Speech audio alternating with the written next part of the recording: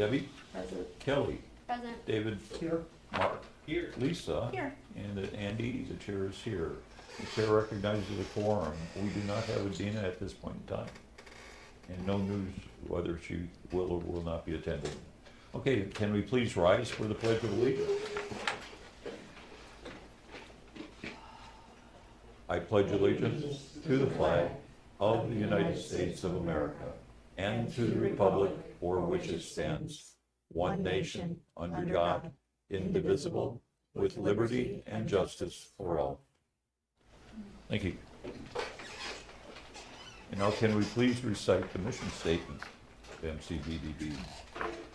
The mission of the Medina County Board of Developmental Disabilities is to promote and empower individuals with developmental disabilities to live, learn, work, and socialize as citizens in the community. Thank you.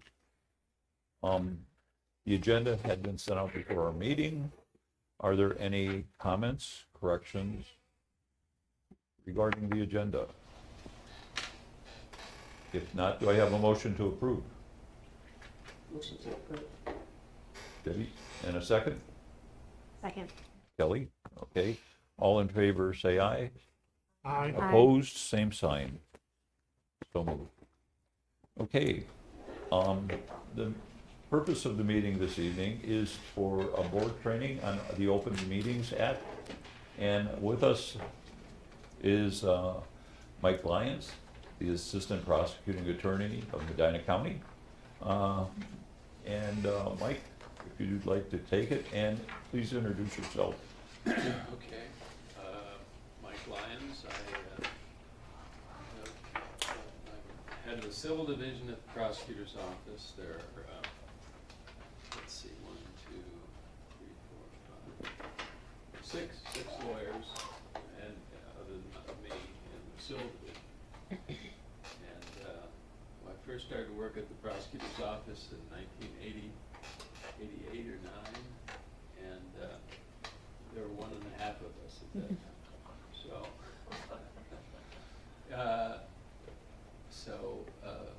But it's, and I was there for about 10 years, and then I left, and I was law director for the city of Norton for about 7 or 8 years. I live in Richfield, and I've been on council there for 22 years, and I was mayor for 8 years. So I've also had experience on being on boards. And I'm currently on a park board in Richfield. So I've had kind of experience from all angles of this stuff. So just for the sake of what that might mean or not mean. But then I came back in 2014. I worked for Dean Holman. He asked me to come back in 2014. At that time, I thought, well, I could always leave after a couple of years. So it's been 11 years ago. So that's just a little bit about me. But a fair amount of what we do is advise boards on their responsibility with regard to meetings. Our office represents the 17 townships in Medina County, so we deal with them and all of their boards, zoning boards, zoning commission, boards of zoning appeals, also all the county agencies like Developmental Disabilities, the Health Department, the Commissioners, Mental Health Board, Health District, and all of those. So it keeps us pretty busy, and we spend more and more time on things like public records requests. There's one township that they have one person who's on his 400th records request. And now that's a little bit unique. but his goal, I think, is to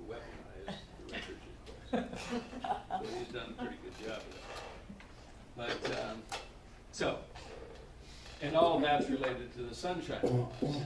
And the sunshine laws are divided into two main categories. One is open meetings, and the other one is open records. So there are separate statutes, one that deals with your open meetings and all those requirements, and the other one is the open records. And that one is particularly complicated. The statute itself has become very lengthy as the legislature has developed more and more exceptions to the records, the disclosure requirements. So it's become rather complicated to keep track of that and respond to those things. But that's not our topic. Public records is not our topic. We could spend a lot of time on that. So tonight we're focused on the open meetings, and sunshine laws came into play, I'd say, in the late the 70s, late 70s. It was kind of the post-Nixon period. There was a kind of a general desire to have more open government, generally up and down.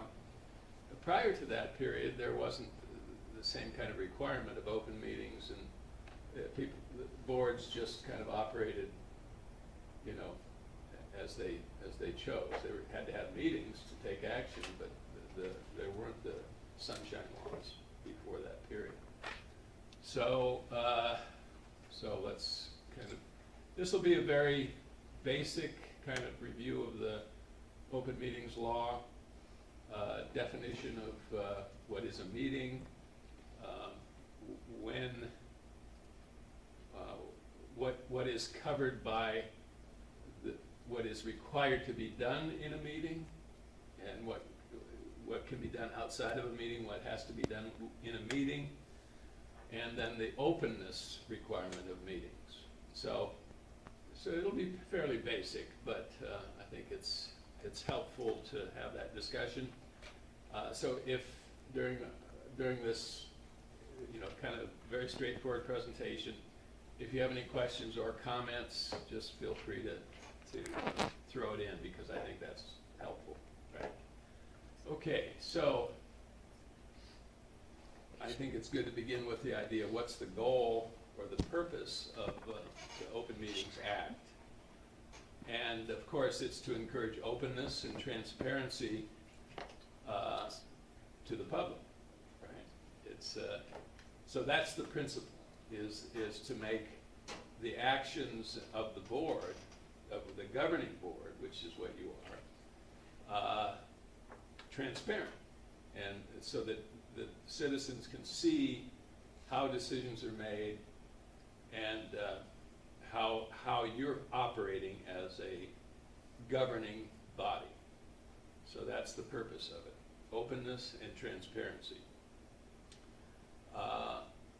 The Open Meetings Act declares all meetings of any public body are meetings open to the public at all times. So what constitutes, so we will get into the issue of what constitutes a meeting.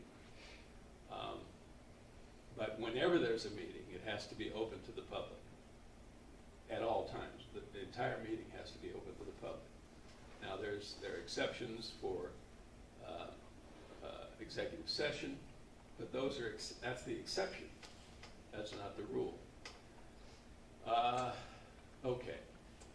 And the Open Meetings Act requires public bodies to provide notice, advance notice of the time and place of the body's meetings. So notice is one important component, and that's advance notice. So different types of meetings have a different format for how you give notice. And the conduct of the meeting has to be open to the public. So you have the advance notice, and the meeting itself has to be open to the public. And then prompt preparation of minutes to memorialize the deliberations and decisions. And there's case law where people have challenged how adequate minutes are. So the courts have weighed in on what does it mean to have adequate minutes that explain in your minutes what took place. And it can't be too minimal. It has to capture, at least this is what the courts have said, it has to capture the content of the deliberations that take place. That's not probably so much of an issue that we'll dig into too much.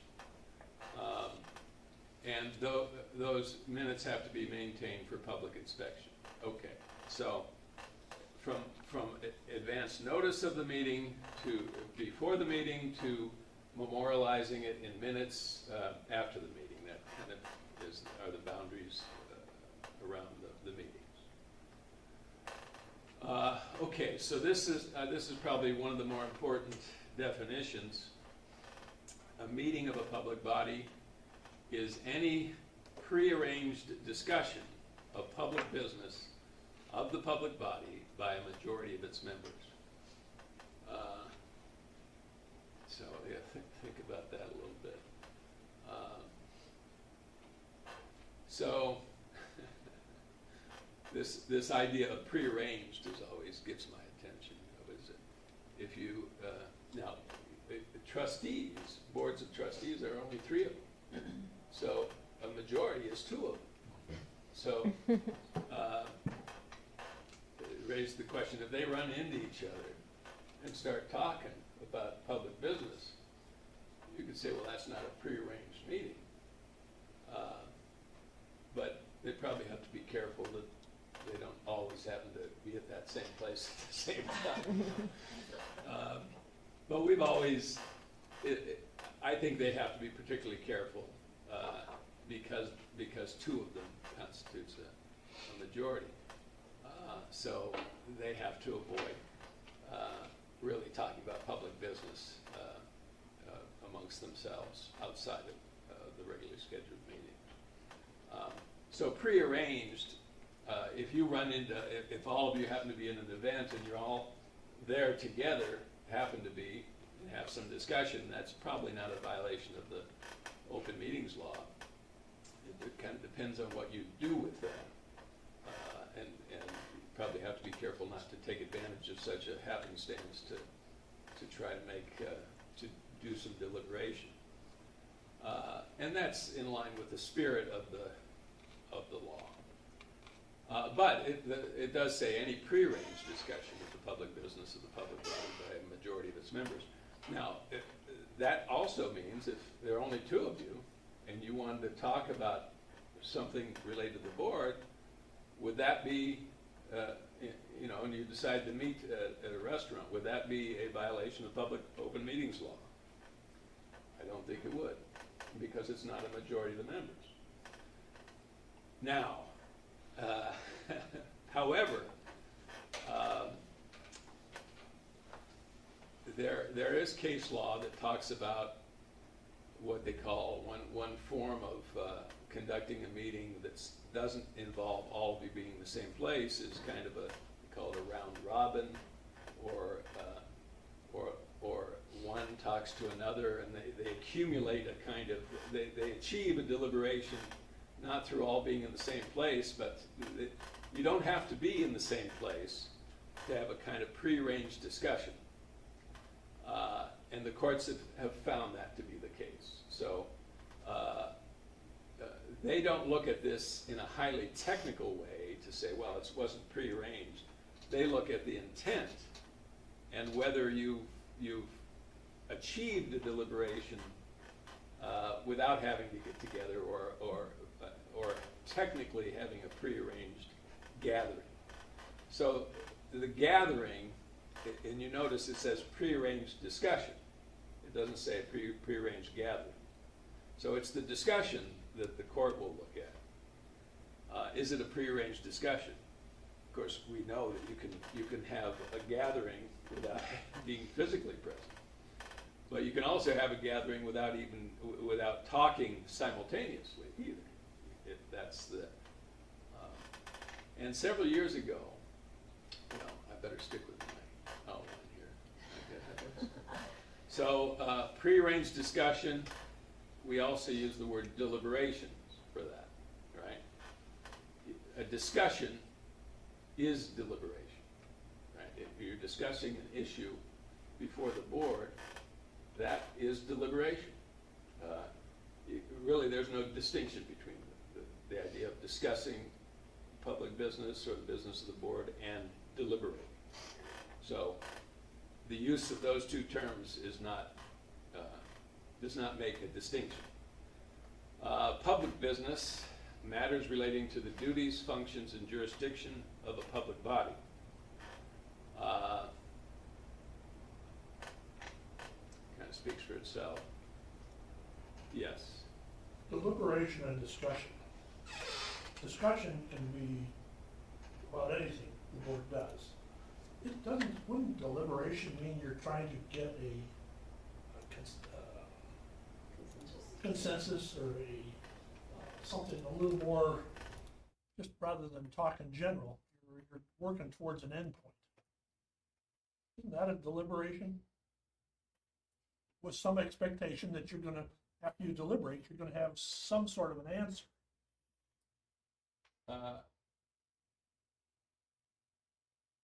When we think of the word discussion and deliberation, I think that is a fair distinction. But if you're discussing the business of I think you have to take a step back and think, as a board, what is your function? If your function is to make decisions, set policy,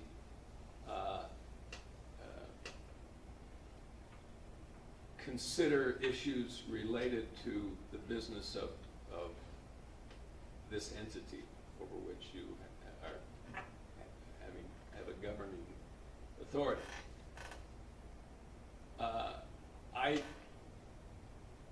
I would say that anything you discuss that's related to the business of the board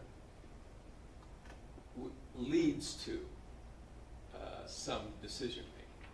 I don't think we can make the distinction for purposes of the open meetings law between a general discussion of the business and, let's say, a discussion of a specific decision you're going to make. Because all of your discussion goes into even deciding what issues you need to make decisions about. And the courts do not make a distinction between discussion and deliberation. So I understand that the common definition of discussion and deliberation, there is a distinction, but the case law does not support the idea that you have to have let's say, an agenda item that's subject to a final decision or a decision in order to have deliberation. People commonly refer to people who are on boards and will say, well, we weren't considering, there was no decision we were making, so it wasn't, we didn't violate the open meetings law. But the courts have clarified that that distinction doesn't apply. You do not have to have a decision before the board in order to have deliberation. So I agree from a dictionary definition standpoint, discussion is distinguishable from deliberation. But I don't think we can make that distinction as members of a board. Now, if two of you got together to discuss an issue, that wouldn't be a violation of the open meetings law because it's not a prearranged discussion of a majority of the members. Okay, but then you have to be careful not to go beyond to include a majority of the members.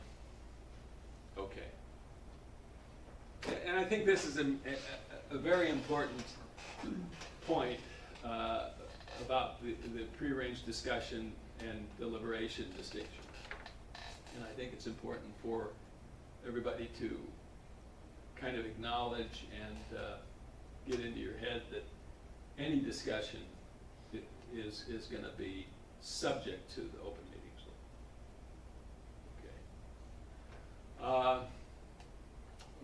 Now, public body, this is right from the statute, any board, commission, committee, council, or similar decision-making body of any county, school district, or other political subdivision or local political public institution. Any committee or subcommittee of such body. So your committees are also separate bodies. So if you have, I don't know how many people are on your committees? We have a 7-member board. Yes, but your committees that you We have. break down, the minimum number is 3, I think, Right. on, That's kind of a common Yes. number. So you have the same problem with your committees that the trustees have, because 2 of you constitutes a majority. I had an experience where another person and I were on a finance committee, and we decided to get together and to kind of prepare for the council meeting. And we didn't give notice of this get together. This is like a confession. But we decided, this other person said, well, somebody was elected to council who hadn't been on council before, and so she said, should I invite her? I said, I probably should have said no, but we invited her. And we were talking for a long time. And she kind of explained this to some other council people, though she was kind of, it was interesting. Well, at the next meeting, I got kind of pilloried. That's probably the right word. Pilloried. That's where they used to put people in. Hands on their head. I think that's what pillory is. Certainly felt like that. But I was accused of violating. There was one particular councilman who was good at this, at being outraged, and he was just he didn't want to make an issue of it, but it's just hard for him, to believe that I would violate the open meetings law in such a way. Well, the law director rendered an opinion that I hadn't really violated, but he just in the meeting he just wouldn't let it go, and I think technically we probably did violate, but I didn't try to defend myself, and I never did acknowledge the violation, and of course we didn't make any decisions, but we were getting ready for the meeting where there would be a discussion of the budget. So I think I learned a lesson, If one were splitting hairs, if you had a 3-person committee, you'd have to technically make public notice of any planning meeting that you were going to hold, even if it were only 2 people, because that's the majority of the committee. Okay. We talked to each other and decided to get together. That's a prearranged Yes, discussion. a majority of members. And it was a majority of the finance committee. Yeah. But it would have been harmless if we hadn't invited that new council person. It feels best Their to fault. just not have any discussion outside of meetings. I feel like that's the place to land. Yeah, and it, we didn't, it was harmless. Of course. Because, but yes, it was harmless, but it really wasn't in compliance with the law. So Makes sense. now part of the difficulty of that is it hampers the ability for a board. I'm on this park board. We meet once a month, and I've tried to get them to meet more frequently because it's just once a month is just hard to get anything done. But it's they don't really want to do that. Yeah. So I've given you my confession. That's so that's part of the reason we didn't make any decisions. We were just preparing for a discussion of the general budget, but the guy who was pillorying me was probably right, although I never acknowledged it. So what does that mean? You were in violation, you admitted to it, you were wrong. all right, what's their reaction? I mean, Oh, you're getting work done. the reaction is outrage. Now, the consequence is any decision reached as the consequence of that is invalid. So there is a consequence. Now, this is where you'd have to link the discussion to some decision that's made in order to nullify that decision. So there is a consequence, and that's in the statute also. But the biggest consequence of a violation is outrage, public outrage, which is not a small thing. Or outrage of another council person in my case. He just didn't know how to let it go. And he was making, and this is part of the point, he was making an issue of it at the meeting, and nobody really cared. And that's why he kept repeating it, you know. And I just let him continue to repeat it, and nobody really bit at it, you know. And I didn't either. So another council person finally said, well, why don't you let's just move on. And it was inconsequential, other than me having to deal with his outrage. Does case law really support all this red tape that's brought on by this, that we've uncovered bad stuff because you were in cahoots with someone else and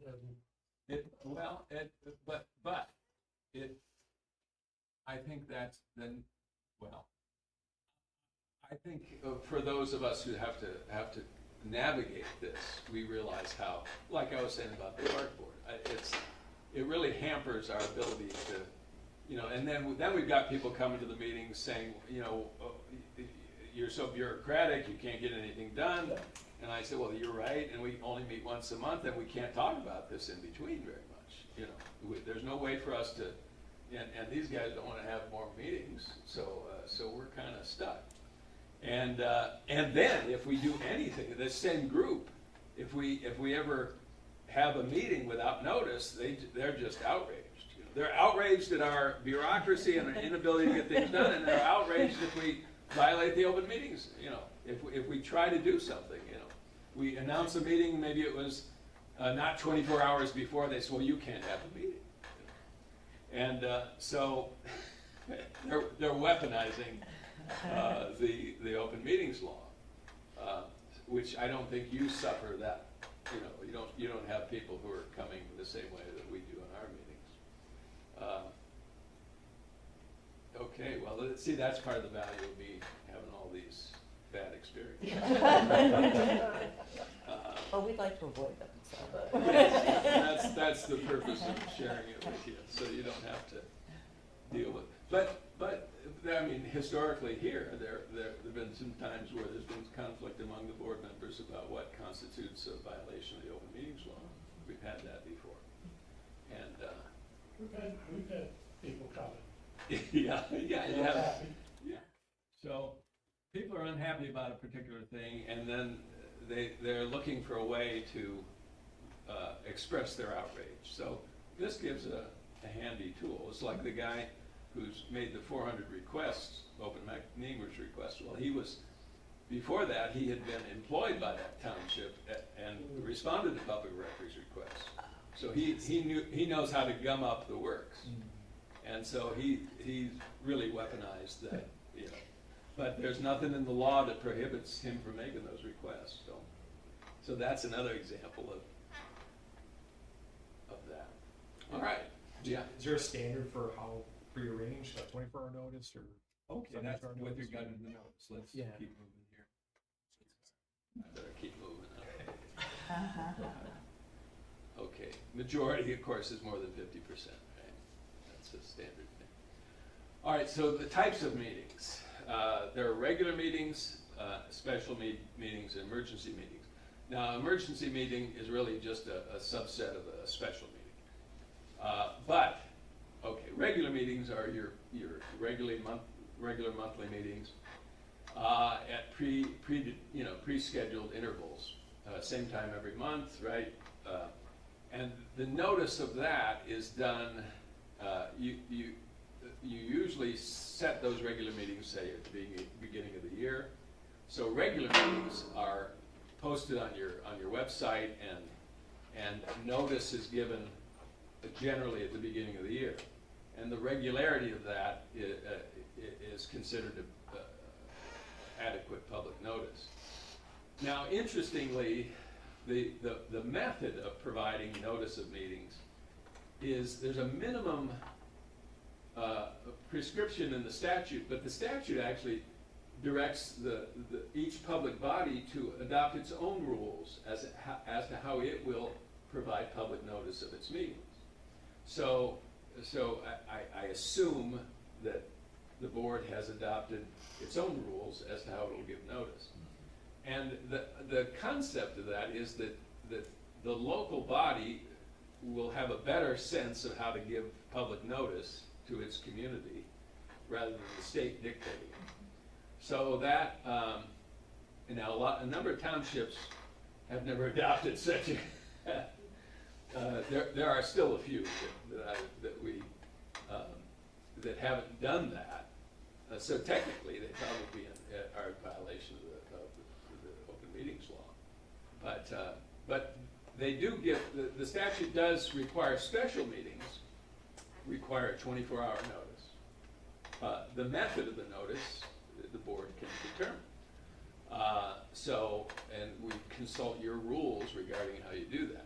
But it does have to be 24 hours before a special meeting. An emergency meeting can only be called when there is the necessity of immediate action on the part of the board. And so it can't be for deliberation purposes. It can only be for taking an action that has to be done immediately. And so the statute allows for emergency meetings for that situation, but you can only do what needs to be done. You can't then make it into a deliberative meeting regarding something else. And the notice of that, in one court case, said even if the notice takes place after you start the meeting, that's okay, because this is a necessity. So that's one exception to the advance notice of a meeting. But it's a very unique situation. And what it suggests also is that the final decision has already been determined that it's necessary, so there's no real deliberation going on. It's just to take that action. I think that's the basic logic of it. Okay. Regular meetings. Okay, this is what I just said. The public body must establish a rule that gives the public reasonable notice of the time and place when the regular meetings will occur. Special meetings, notice must be given at least 24 hours in advance to all media outlets that have requested to receive notification. So if nobody's requested, no news outlets have requested it, you don't have to give anybody notice. Containing the time and place of the special meeting. If stated special meeting is focused on a particular issue in notice, then only that issue may be discussed. So this is another rule regarding a special meeting. The 24-hour notice has to give the range of the topic, and you're restricted to that range because it's a special meeting. You can't. Your regular meetings are just to discuss all the business of the board, and everybody knows when those regular meetings are, so you are not limited in the topics you can discuss. But a special meeting is unique, so you're going to be restricted to what you've announced 24 hours in advance. And emergency meetings. Public body immediately notify all requested media outlets prior to the start of the meeting, also subject to the same limitation to discuss specific topics as special meeting. But again, it's really to act on something that has to be acted upon immediately. Okay. All right. Primary rule of interpretation. The Open Meetings Act should liberally construe to be liberally construed to ensure that deliberations of public officials only occur during open meetings. So this goes to the interpretive question. If there's doubt, the law should be interpreted to require openness.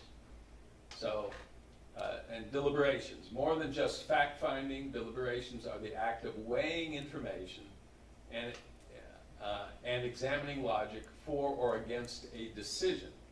Of course, that goes back to your point. That suggests that the discussion is related to a decision. But if we dissect a discussion of the board, is there any real discussion of the board that doesn't involve some ultimate decision making, I'd say.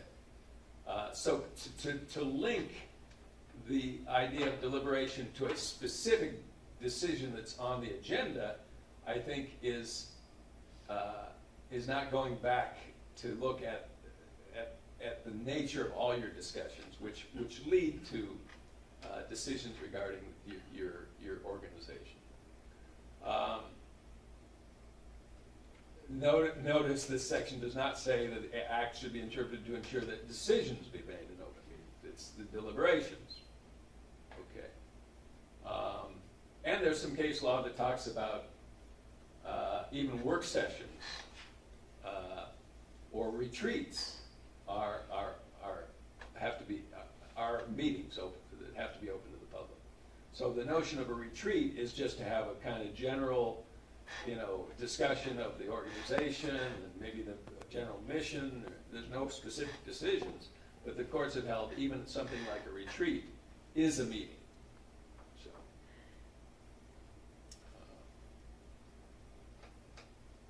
all right. Now, can I ask a question? Yeah. So in White versus King, it was one of the 3 cases that I just reviewed to get my thoughts, ready for today's meeting. And so I see that oftentimes our schools, seems like they are violating the Open Meetings Act. And so I guess maybe a question for me is, say for example, like I see like oftentimes schools will discontinue programs and they find out that they were actually in violation of the Open Meetings Act because they made a decision, the school, without even the board, to discontinue a program.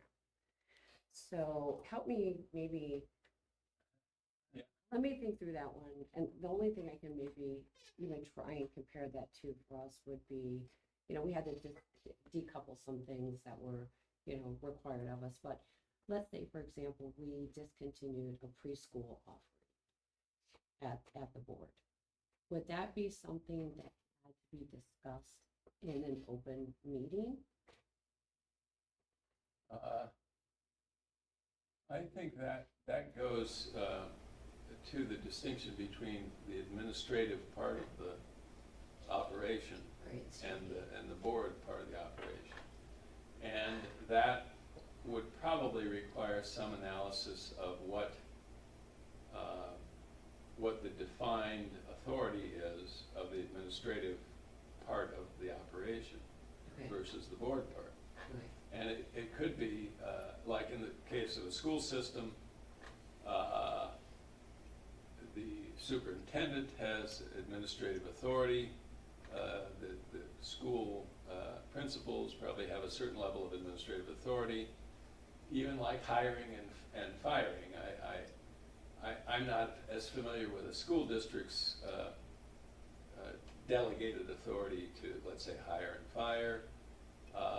I know with this park board I'm on, we had an incident not too long ago where the park director and the chairperson of the board met with an employee and kind of went through some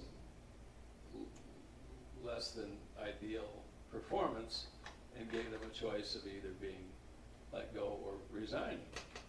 And I felt that they hadn't run that by the board. I felt that was they didn't handle that very well. I didn't like the way they handled it, so I said, the person resigned, so we didn't attempt to do anything about it. But so that was a kind of a question. Did the park director have authority to fire that person? And I'd say that we could have delegated that authority to the park director, but we hadn't. We hadn't adopted a set of rules that gave that authority to the park director. So the employer is the board. In that's in that situation.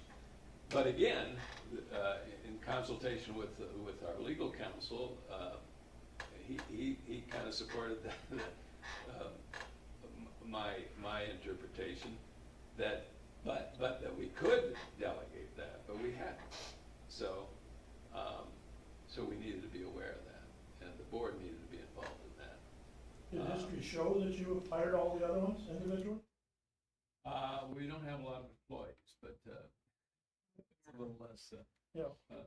But historically, I've only been on the board for a couple of years, so I don't know historically. I think that the whole board has existed for 10 years, so they're probably still trying to figure out. And it's rolled over. We have new people all the time. So a lot of people who don't have that much experience with it. So this distinction between the authority of the board being the employer, these things are not that familiar to most of them. And one person who's worked in the nonprofit world for years was nearly shocked that the park director couldn't just hire and fire people. You know, that's what he did all the time as a director of a nonprofit. You know, he had full authority to hire and fire people. So he more than anybody has kind of bristled under the bureaucratic thumb of the public entity. You know, the rules that we have to operate under. He finds very frustrating. But wouldn't it be a good idea even if he had that authority, is there any question why the board president was there? I mean, it seems like that's good.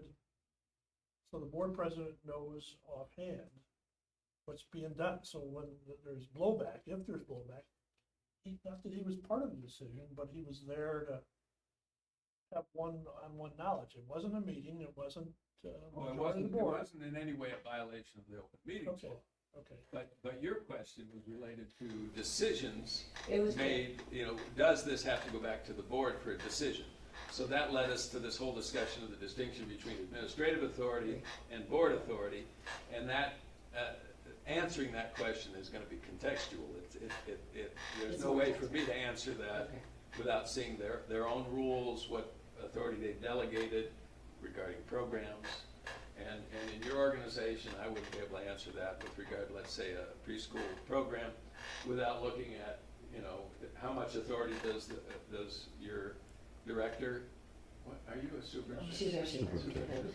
She's the boss. I always miss that. Whether your superintendent has authority to do something like that, even if she has authority, would she do that without running it by the board first? You know, that, I'm not, you know, that's not an issue for us at the moment, but that, you know, she may have some independent authority.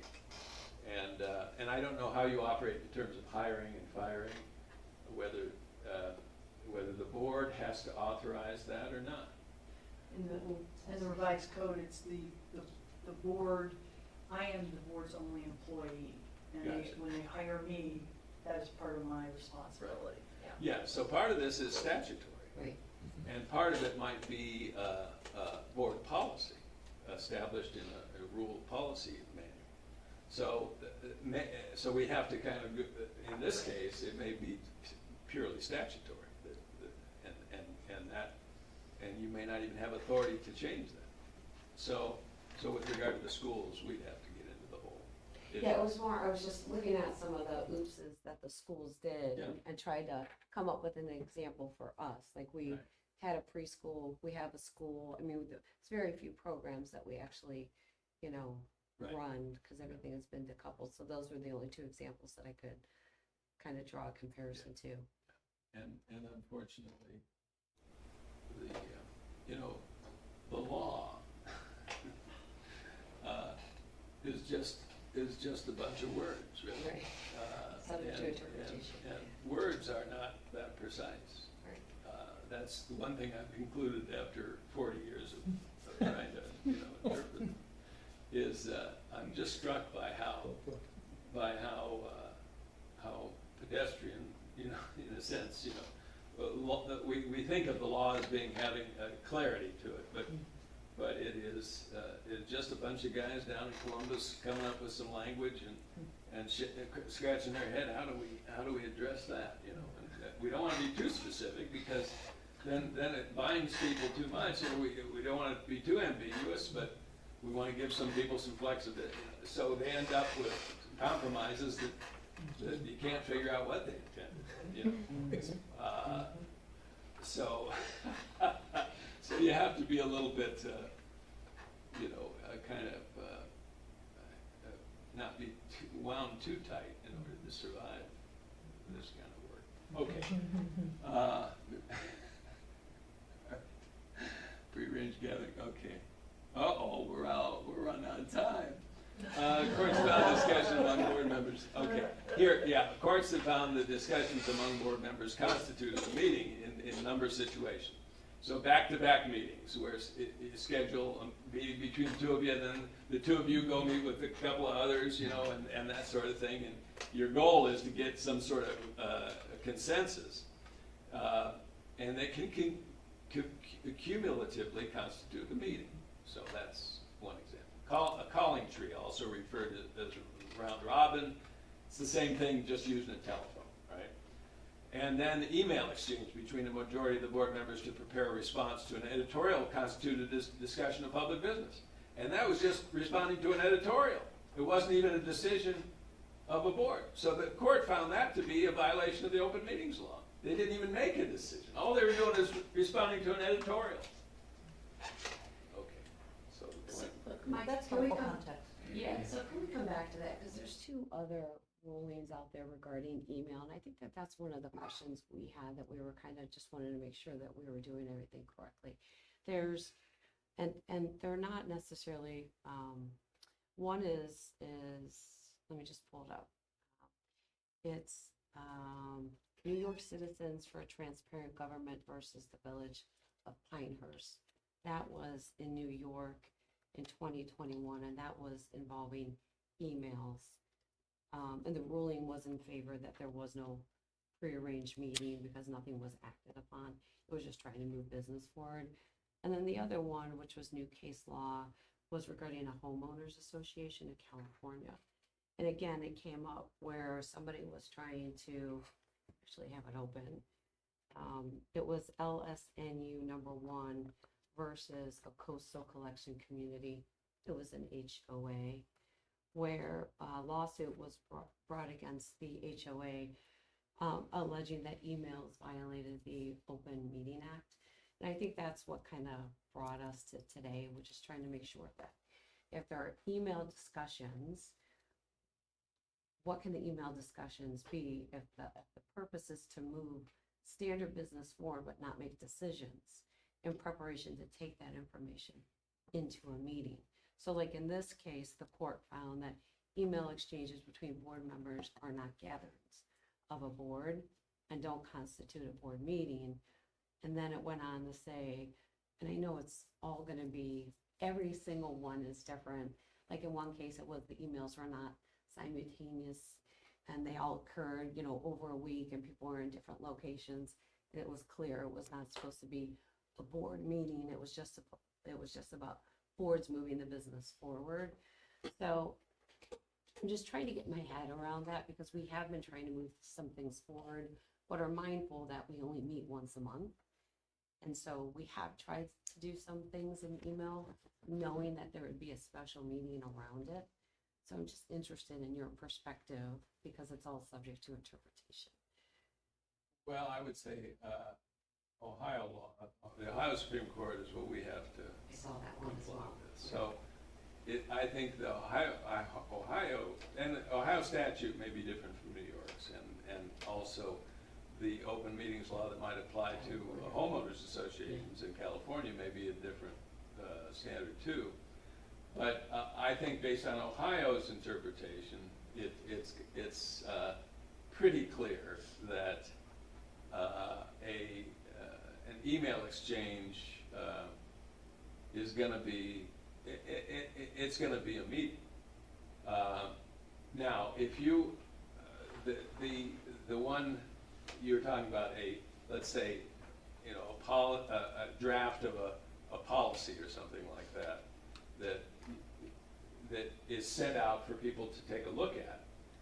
that probably is not a meeting, but if there's a back and forth about the content of that, that's clearly gonna be, you know, it's one thing to send out a draft for people to see before the meeting, but if you go back and forth about the content of it, you're smack in the middle of it, yeah. Sort of So like I think- email dialogue is as good as, email dialogue It is isn't. the same It's as meeting Yes. dialogue. It Yes, needs I to think occur in a that- public yeah. meeting. So, That's a good way to think about you it. know, that's what the courts have said. That's between board members, but not between Stacy and ourselves. The policy comes out, I fire back an email to Stacy, well, what about this and this and this? She fires back, well, we looked at that, but we didn't do this, and I fire back, but it's between the two of us, it's not amongst board members.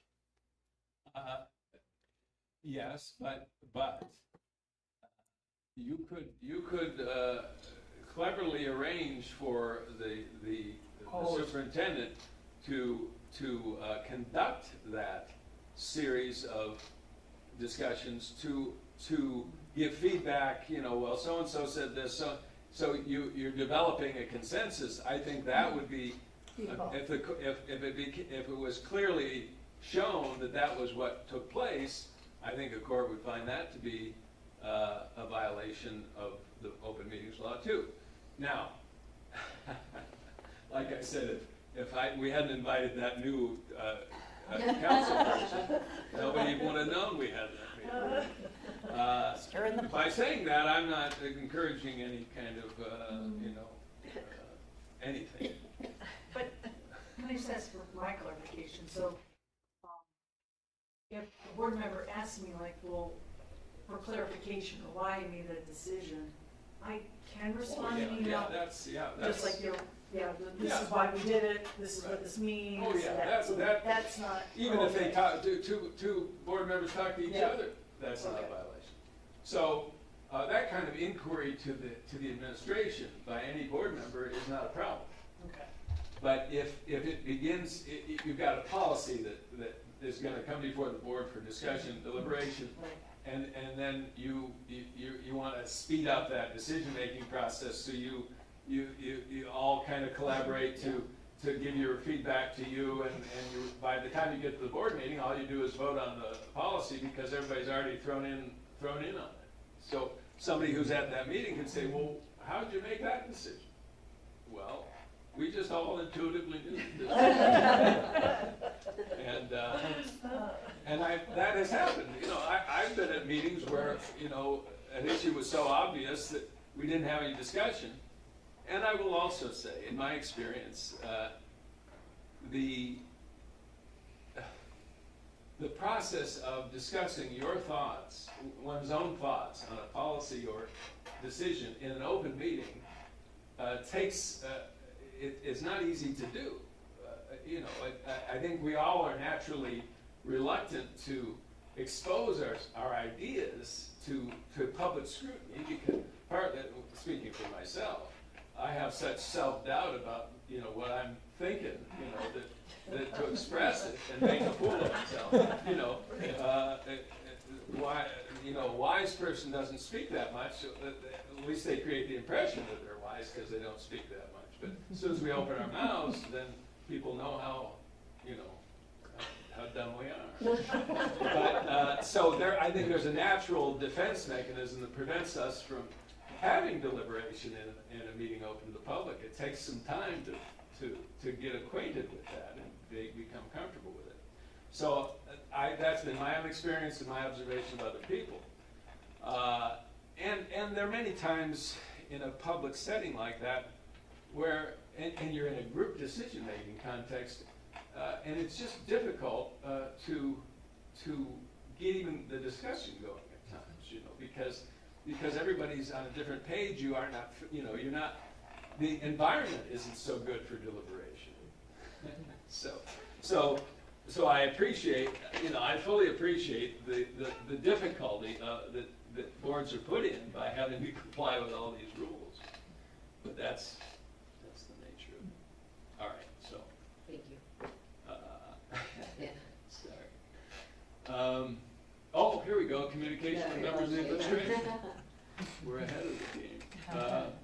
With the chief administrator's separate communication with individual board members constitute the deliberation of the majority of the members if that administrator talks with less than a majority of the board. Well, no, a majority of the board. Depends on what the content is. We've kind of covered this. Would the administrator's intention have any impact on this determination? Well, yeah, that's what we talked about. What if the administrator had been directed to strictly provide information and answer factual questions regarding the issue? I think then you're okay.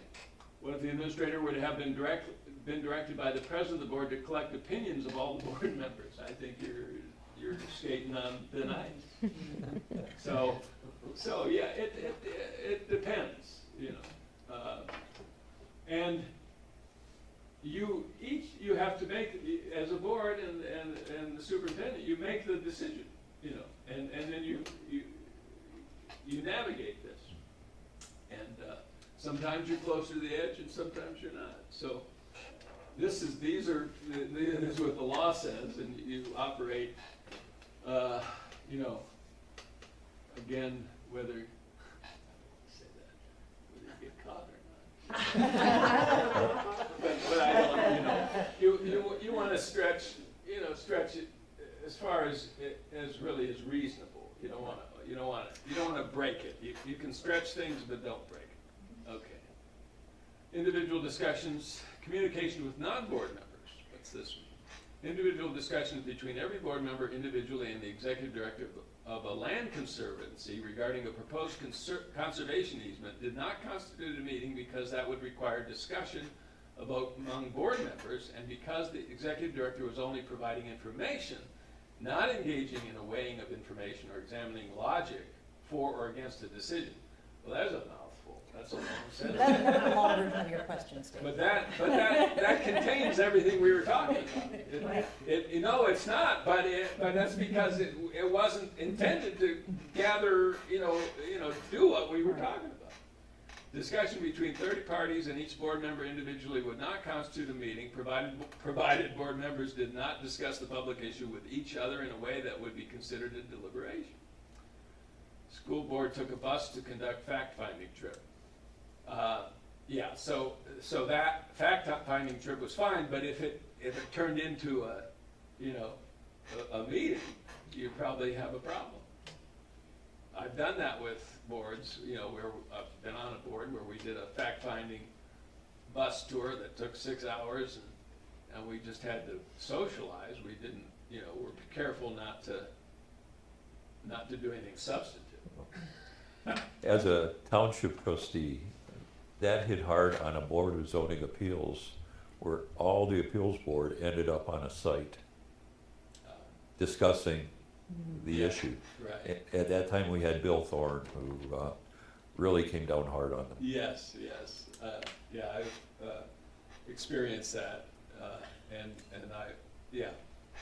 we've warned, particularly boards of zoning appeals, Yes. that hold hearings on cases. Even for them to go out and gather evidence at a site may not be appropriate. Correct. Anyway, Yes. They're a quasi-judicial board, so that's a bit different. But, Yes. Okay. Communication with the administration. Generally, communications between individual board members and the administrators of the day-to-day operations of the public entity do not violate the Ohio Open Meetings Act rules if made outside of a public forum, assuming these communications are for the purpose of sharing information and answering questions, not to engage in a policy-level discussion. Again, this is what we're talking about. Supreme Court of Ohio has held that the treasurer of a school board and the superintendent, in essence director of a local school system, are able to collaborate to accomplish common goals as part of the workday without needing to engage the general public in those communications.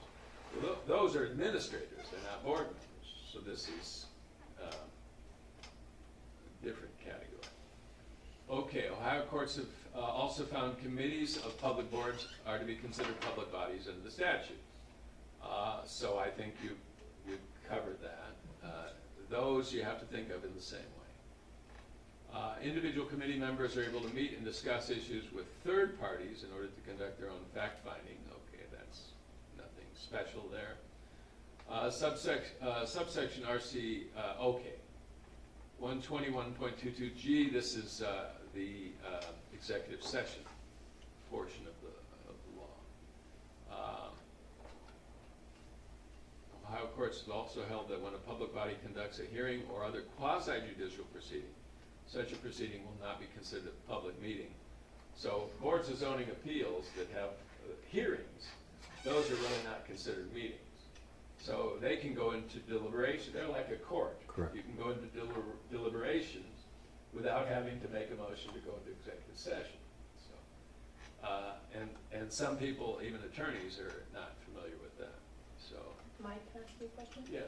So if the board needed to hold just an executive session for some purpose, would that need to be a special meeting for the purpose of an executive session? Or can they just hold that without it being public then? Well, you can only go into an executive session From a from a public meeting. session? From a meeting, yeah. You have to have a meeting first, Right. because the only way you can go into executive session is to make a motion. Okay, that's what. If you don't have a meeting, you can't make a motion to go into executive session. Now, you could go into an executive session from a regular meeting at any time. But if you have to have a special meeting, you really should notify that your intention is to go into executive session. Now, if you have an a special meeting for a certain topic, I think you could decide at that meeting that we need to go into executive session. I think some people are of the opinion that you have to announce that you're gonna use that meeting for an executive session, but I don't see that in the law, that you see. For a special meeting, you can't veer from the agenda. Yeah, it has to be the right topic. Right. But I don't think you have to announce that we're going to go into an executive session, because you don't know until a motion is made and you vote. But I do know that people hold the notion that if you're going to go into executive session, you have to announce it. The topic has to be on the agenda for the special meeting. But the fact, or the proposal to go into executive session, I don't think has to be announced. Because that is a decision of the board. It's not a decision you can make in announcing the meeting. But executive sessions have certain categories Yeah. that apply, so that category has to be defined, correct? Yes, there has to be a motion. The motion has to identify the specific purpose of the executive session, and it has to be one of the purposes in subsection G. Yes. And we're, The topic has to kind of identify of what you're talking No, about? just, their subsection G has generalities, and Shannon is, has a list of what those are, okay? And you can only use those items on that list to go into executive session. Okay. let me pull up the Predefined. list. Yes, yes, sir. Yeah, Yes, yeah. Yeah. I think there's like That's right. 7. It'll be accepted. Yeah. something like that. I don't think I think only 5 are really. yeah, it's in my other to file, us. because I keep it with me at the meetings. Let me just read the kind of list to Just find the labor. that pretty quickly here. I probably have the list in my phone. I have Do you have them, Shannon? I think so.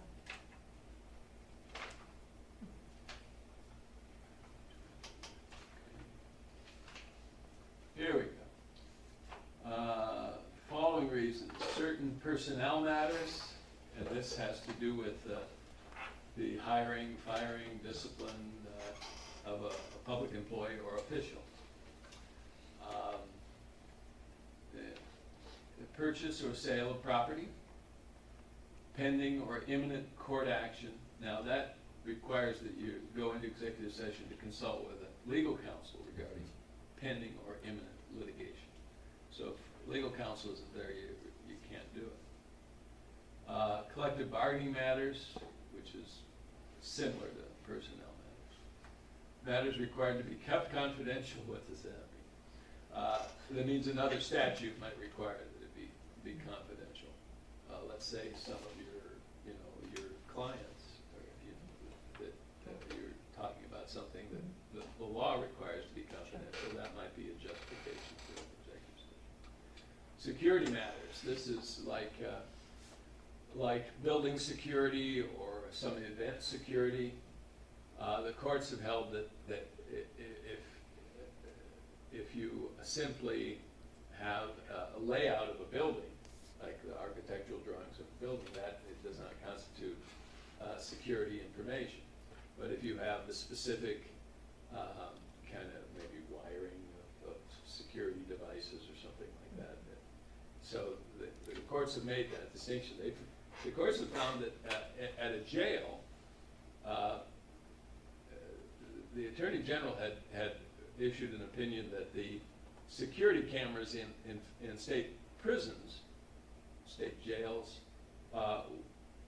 and the recorded events on those security cameras are not public records because they contain the revealing of that, the location of those cameras would be a matter of security. The Ohio Supreme Court didn't agree with that. And so inmates who want copies of what was recorded on those cameras are entitled to.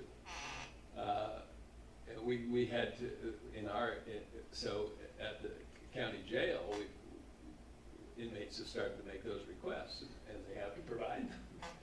And we relied on the Attorney General's opinion to refuse until the Supreme Court said that that's not security. They're entitled to receive it as a public record. So, all right. Hospital trade secrets, that's not something you would deal with. Confidential business information, yeah, this is a unique one. Confidential business information of an applicant for economic development assistance. That's like municipalities that are going to give some sort of assistance for economic development. And it's like a trade secret thing. And Veterans Service Commission applications. So the biggest ones that you would be doing would be personnel matters, purchase or sale of property, pending or imminent court action, maybe collective bargaining. You have, and maybe matters that are required to be kept confidential, and security matters might be too. Okay. Well, I think that was all I was going to do. This has been very helpful. Good, good. Frustrating. I agree. Well, it's I just deal do with the this right frustration. thing, Dave. It's Well, just do the right yeah, but thing. it- It's not do the fast thing. No, Do it's the not, right but thing. the right thing is it's all up to interpretation. And we're wrong until proven right. I mean, it'd be nice to say, if you want to object, I understand that, but there's a cost involved. So if you lose in court, then you pay for the cost. If we lose, we're paying for it anyway.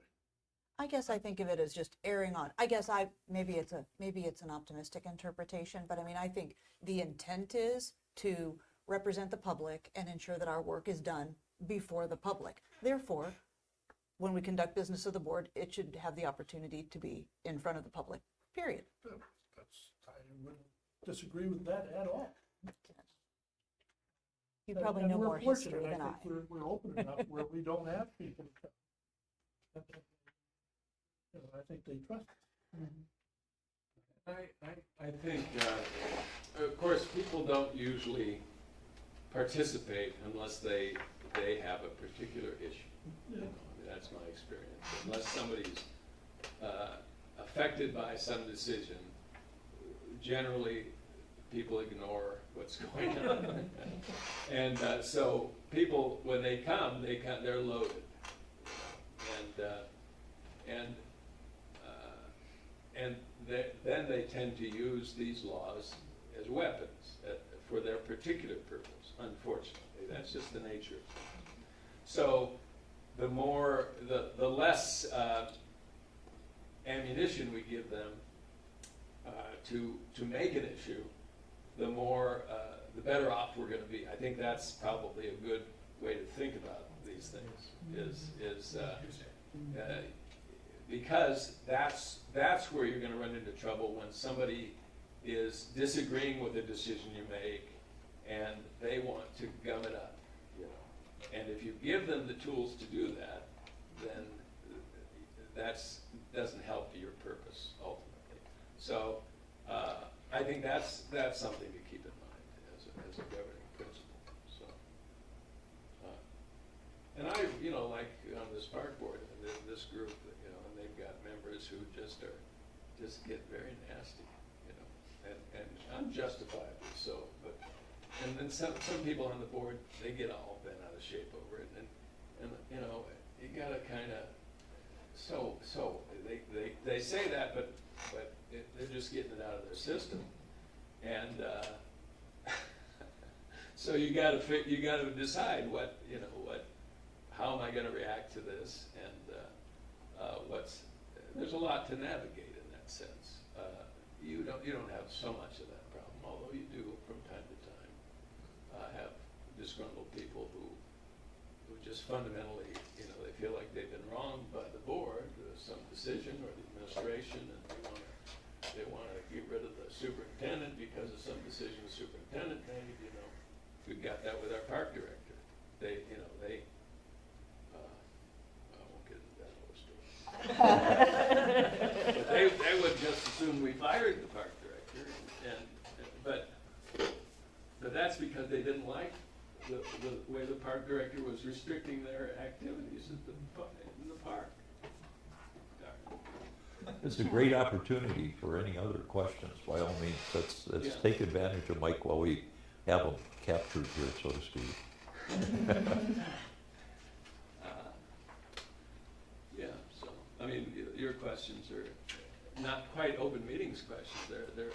They're kind of, but the consequence, one thing that could be added to this is, okay, if there's a violation of the open, and we did talk about it, there's one section, I think it's section H of this statute, that indicates in the statute that if a decision made in violation of the open meetings law is invalid, goes back to what you were saying. Is there a basis to go to court to invalidate a decision like that? And of course, again, that depends on the administrative balance of the board's decision or not. But that hasn't happened very often, you know. And I remember once one of the townships, they were doing bidding for, townships have the authority to enter into a contract to provide trash hauling for the entire community by a single contract, and they can force everybody to use that hauler. Which when I first became aware of that, I thought, how can they do that? You know. But and when they do that, when a community goes from everybody choosing their own haulers to you got a lot of people who you know, it's like when they started making people wear seatbelts. You know, I remember a guy saying, the government's gonna tell me to wear a seatbelt. That was happening. He dated himself. 1977, or before that. But I remember that guy. He said, you know, it was a matter of freedom. You know, so that's what you get people. But so they did this, and it's usually cheaper for everybody ultimately, because a single contract for the whole community on a per person basis is going to be cheaper. So once they do it, everybody kind of realizes that, and they let go of their freedom a little bit. But this one township, they did the bidding, and they had 3 bids, and they wanted to go into executive session to talk about these bids. There's not a reason to go into executive session, but they did. They did it anyway. And then some attorneys wanted to challenge the decision, which probably they could.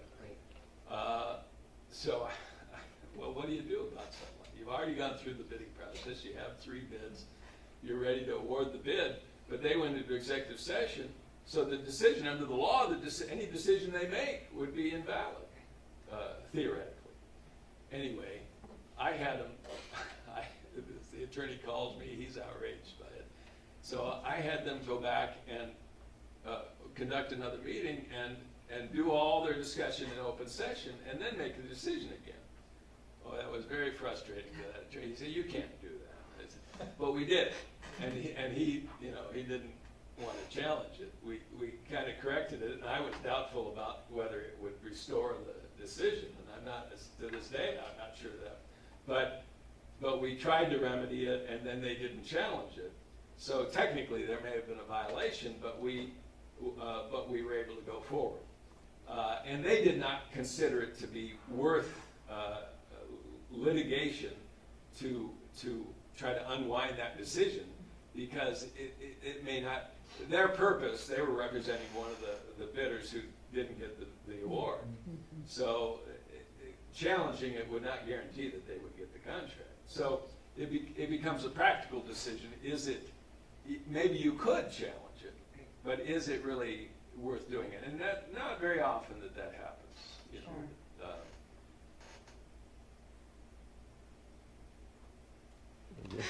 Very helpful. Thank you. You bet. I hope that was Very good, man. helpful. Thank you for coming. We do appreciate your time, Yeah. definitely. So, feel free to sit. We have a couple items because this meeting was for board training, which we have done, and new business. So, one item on new business is a resolution. Yes. So the administration respectfully requests board approval for resolution 2425. It's an appropriations increase for a capital housing project. We're asking for an increase of $50,000. That would take that budget appropriation from $250,000 to $300,000. And this is for the purpose of the capital housing pass-through funds. Okay. Do I have a motion to approve? So moved. David, do I have a second? Second? Mark? Okay, open for discussion, comments, questions, Is that Summit concerns? Housing? Pardon? Yes, this is with Summit Housing Development Corp., and we're purchasing a house in Wadsworth. Wadsworth, yeah. And we're gonna use a bed for youth respite. So we've been trying to tackle, you know, housing for youth. And so, Okay. Anything else? Stacy, so just, this is always fascinates me. So, Yes. so Summit is a nonprofit or a LLC, I don't remember. Right. They go and they apply for the money through the state. They get awarded the state, and then the money comes back through us. Is that how that works? they have to go, I mean, kind of, yes. So they're applying for it, but they're applying through us. So we have to approve the application and that we're going to do that. And so it has to be approved through us, and there's specifications and rules that they have to follow once they are granted that money. They come to us to get the money, and then we go to the state? We get reimbursed by the state, yeah, yeah. Got it. So, yeah. Okay. Other questions, comments? So this particular house, how many people is it gonna house? It's gonna be a three-bedroom home. But just one of the rooms is gonna be for youth respite? We have two youth right now, that are in need of housing. So this is a good fit for them. And while we're at it, we decided that, you know, get a third bedroom so that we could use it for respite. Oh, okay. Are we on responsibility then for the payment, monthly payments? We're working with them on that, so we will have some type of rental payment that we would be responsible for. What we're in the process of doing is getting funds from the state, keeping families together. We got those funds before, so we're gonna get those funds, apply for those funds. We shouldn't have a problem getting it to use to cover that respite spot. And they will give us a competitive rate, if you will, since the $350,000 home only cost them $50,000. Right. We're not gonna pay the going rate on a $350,000 home.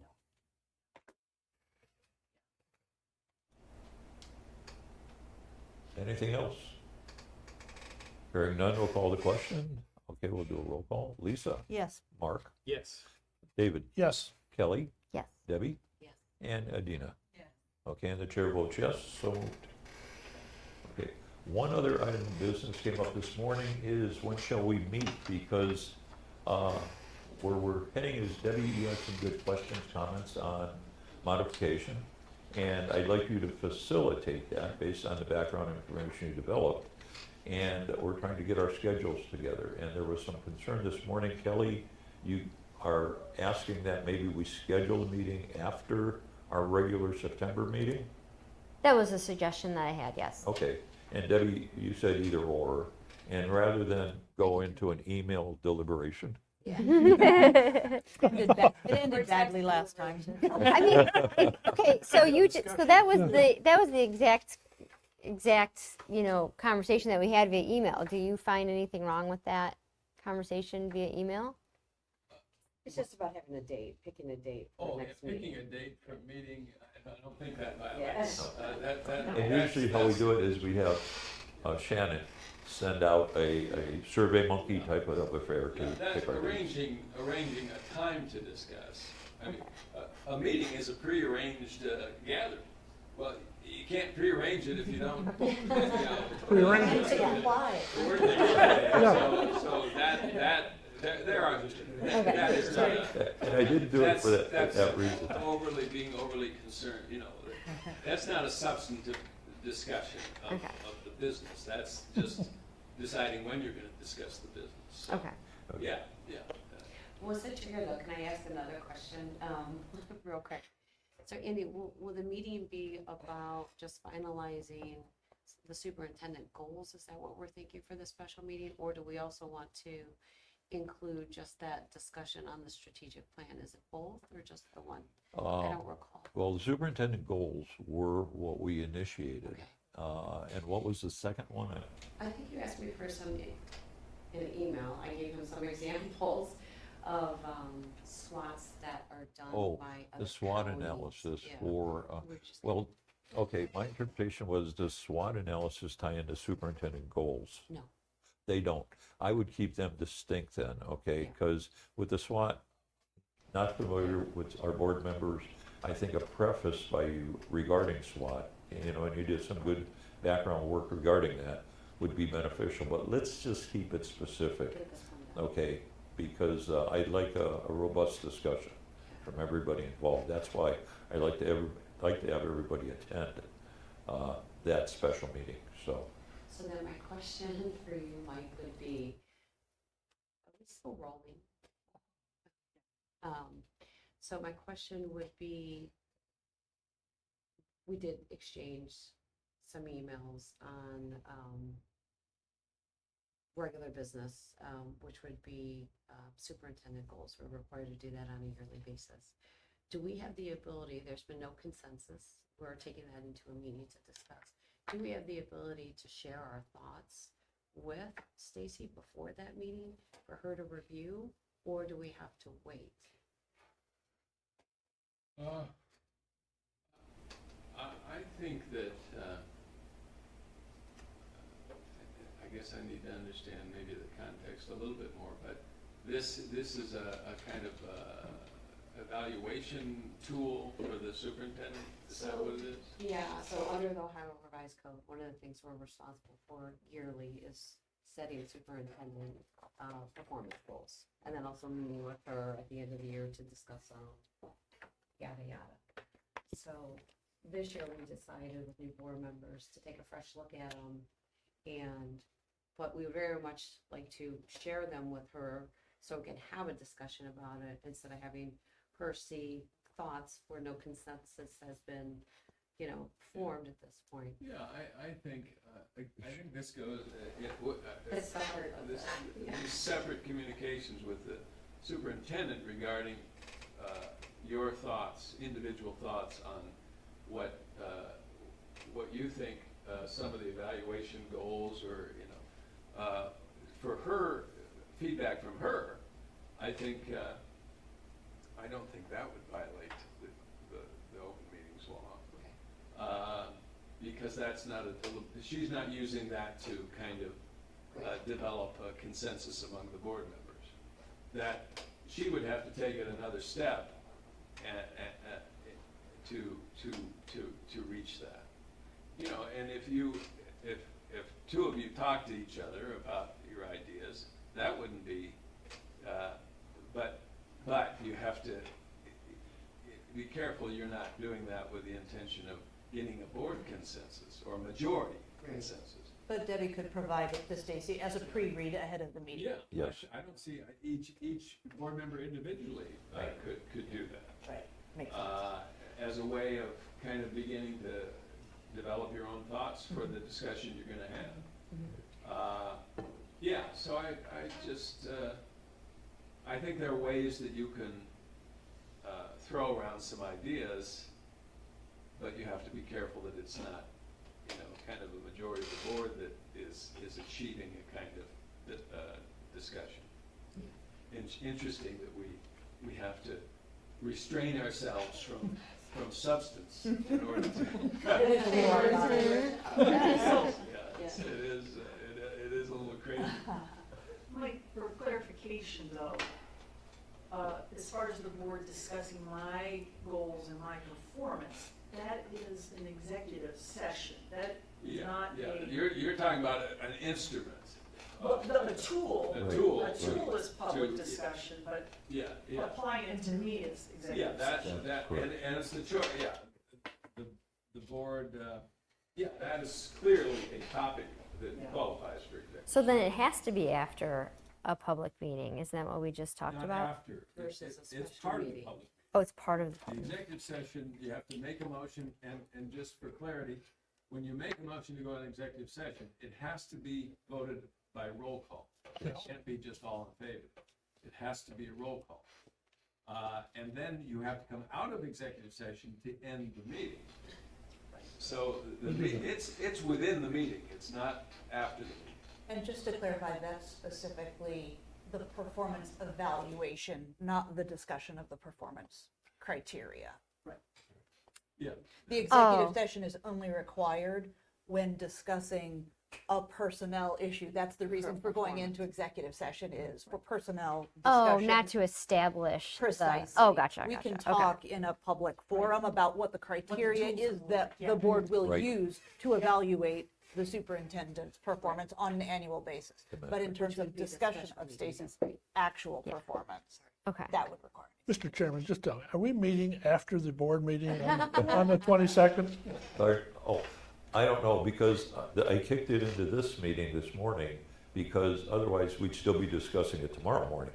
So I figured if we could get Yeah, let's ourselves. make a decision. Can we put a time frame on it? Is that Yeah. a 30-minute discussion? Is that because are we asking, can we stay an additional hour on September 22nd? Is that the question at hand? How about a half hour? Is that what was requested, to make it with the regular board meeting in September? That was a suggestion. Okay, all right, I would be fine with saying later on the 22nd. That would be my first choice. So that's why I suggested it. all right.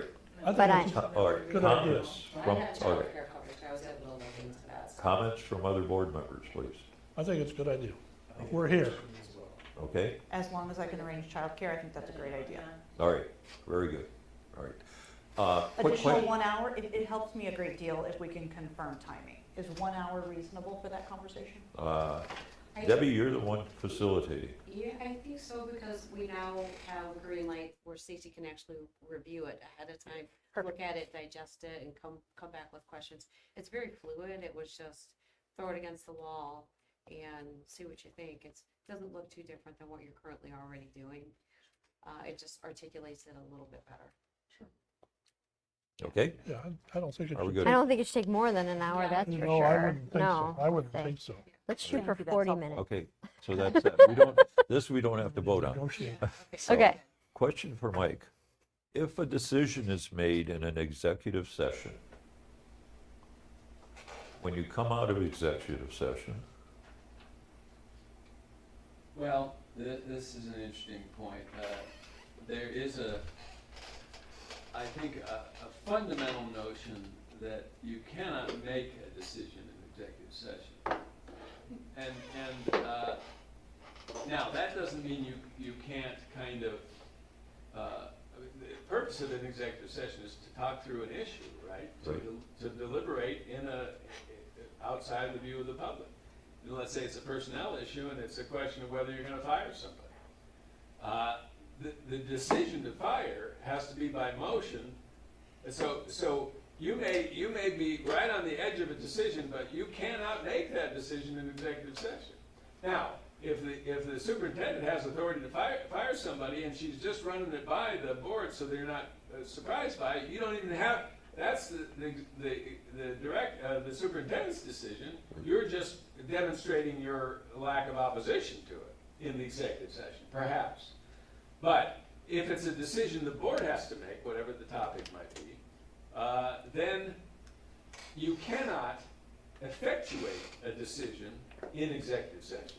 Because the only way a board makes a decision is by a motion and a vote. And you can't do that in executive session. Right.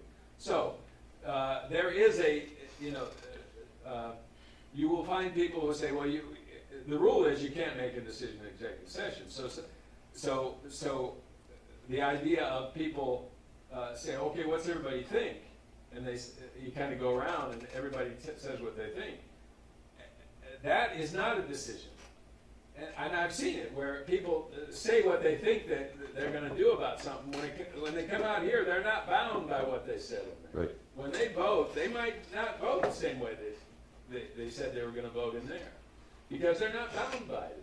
So there's a fundamental reality that the board cannot make a decision. They can just about come to the point where they know what they're going to do when they come out. And some would say, well, you made a decision in there. You came out here. Now, I think it's probably, it raises the question, when you come out of executive session, should you have some discussion that demonstrates your thinking about the decision you're about to make? I'm not sure that that's quite the case, because you were able to go into executive session to talk about this thing. You can't you can't vote on it. You can't make a motion and vote on it in there. Right. But when you come out, it shouldn't be surprising if somebody makes a motion and you just vote on it without any further discussion. But some people who take a rigid notion of that would say, well, you made the decision in there. Well, no, we didn't. We made the decision out here. We were pretty close to the decision in there, but we didn't effectuate it until we got out here. In the past, breaking out of an executive session, a comment was always made and no decisions were made. Yes. I think that puts closure Yes. and a break between the exec session and then the regular meeting. Yeah, and then that's a common thing, because that demonstrates that but fundamentally, the reality is that if there's some issue that requires a motion and vote of the board, you couldn't do that in executive session. Right. So it's fundamental that you didn't make any decisions there. But let's say you have a lawsuit and you authorize, in the executive session, you tell the attorney what you think you'd agree to settle that lawsuit for. Well, the agreement to settle it is still going to require a decision later by the board in open session. Maybe not always. That's an interesting point, because a lawsuit you might be able to settle and you don't. But in like a collective bargaining agreement, you go into executive session to discuss it, but you're going to have to vote on that agreement ultimately in open session. But all the terms have been agreed to before. But by the time you get to a vote, it's perfunctory. Right. Okay. Okay. Last call. All right. Thank you. Do I have a motion to adjourn? Motion to adjourn. Okay, David? Somebody else? Second? Okay, Lisa. All right. All in favor? Aye. Opposed? Thank you for coming. Thank Mike. you. I do Thank appreciate you it. very Very much. much, very helpful. Yeah, very helpful.